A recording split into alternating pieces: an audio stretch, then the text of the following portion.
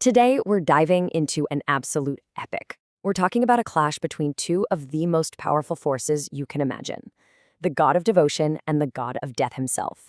This is a story that really pushes the limits, and it asks one heck of a question.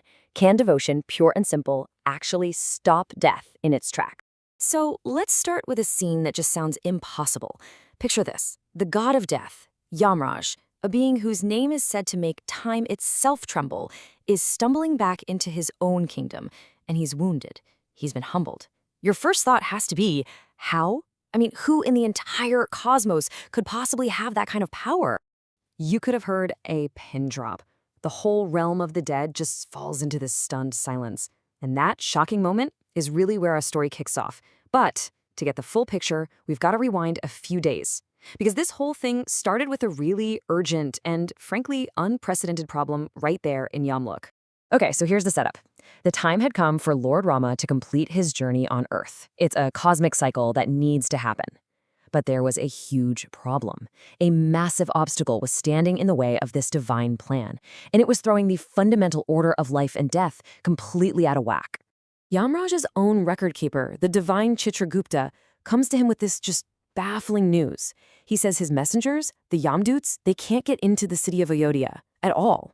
They report that there's a single guardian at the gate, and this guardian is putting out a divine light so powerful it literally burns them on sight. Nobody in Ayodhya can die. So when Yamraj finds out this lone guardian is Hanuman, he just scoffs. He basically laughs it off and decides to go handle this little problem himself. And this, right here, sets up the core conflict. You've got Yamraj, who is driven by his sacred duty to keep the cosmos in balance, going up against Hanuman, who is driven by one thing and one thing only: absolute, unshakable devotion to his Lord. Yamraj, well, his ego is challenged now. His authority has been questioned, so he declares war. And what happens next is a battle of titans that literally shook the foundations of the cosmos. I mean, this wasn't just some fight. It was a clash between two fundamental principles of the universe. And things escalated fast. First, Yamraj attacks with his divine mace. It collides with Hanuman and just shatters into a million pieces. So, next up, he hurls his sword. Hanuman just catches it midair and snaps it in two like a twig. Getting desperate now, Yamraj turns to his final, most powerful and supposedly inescapable weapon. But Hanuman's response, it wasn't just to block the attack. Oh no, he completely transcends it. He begins to expand his form, growing larger and larger until he's cosmic in size, demonstrating that his power wasn't just physical, it was infinite. From his perspective, Yamraj looked like a tiny little ant. And then the unthinkable happens. He opens his giant mouth and just swallows the Yamdand. He neutralizes the very instrument of death itself. With death's power completely gone, Hanuman strikes Yamraj with his mace and sends him fleeing back to his realm in agony. And that right there brings us right back to our opening scene. So, brute force failed. Spectacularly. Devotion proved to be stronger than cosmic law. To solve this cosmic stalemate, a completely different approach was needed.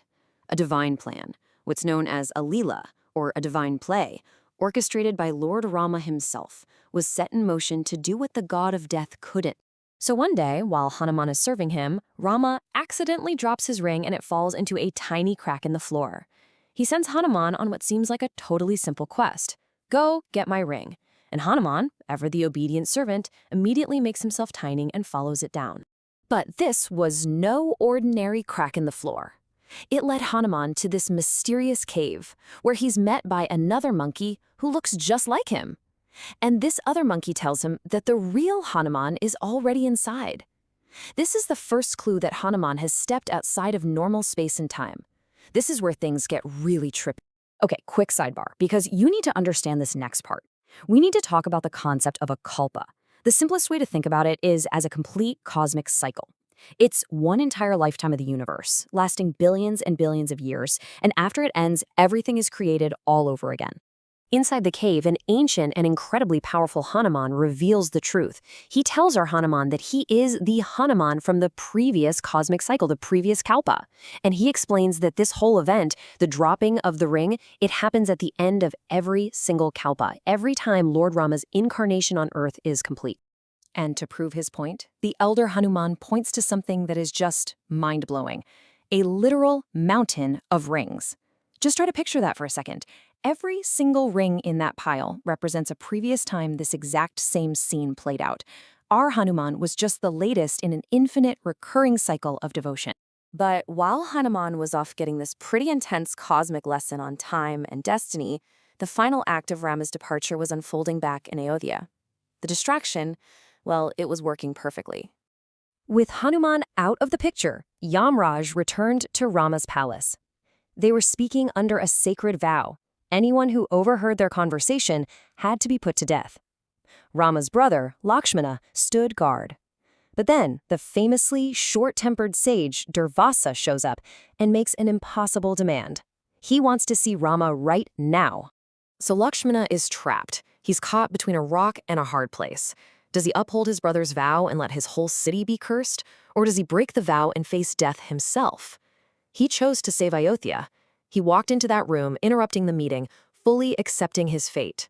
To uphold Rama's word, Lakshmana then went to the Saryu River and gave up his body, clearing the final path for Rama's own departure. Okay, so with all the pieces of this divine game finally in place, our story now comes full circle. And in doing so, it reveals Hanuman's ultimate destiny.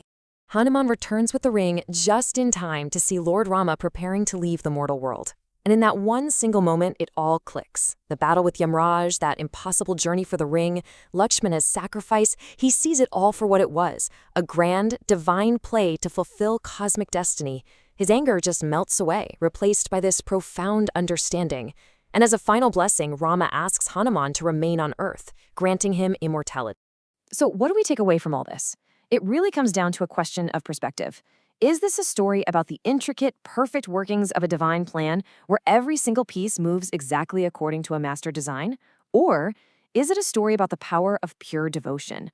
A love so absolute, so powerful, that the Lord of the universe himself had to create an elaborate cosmic distraction just to honor it?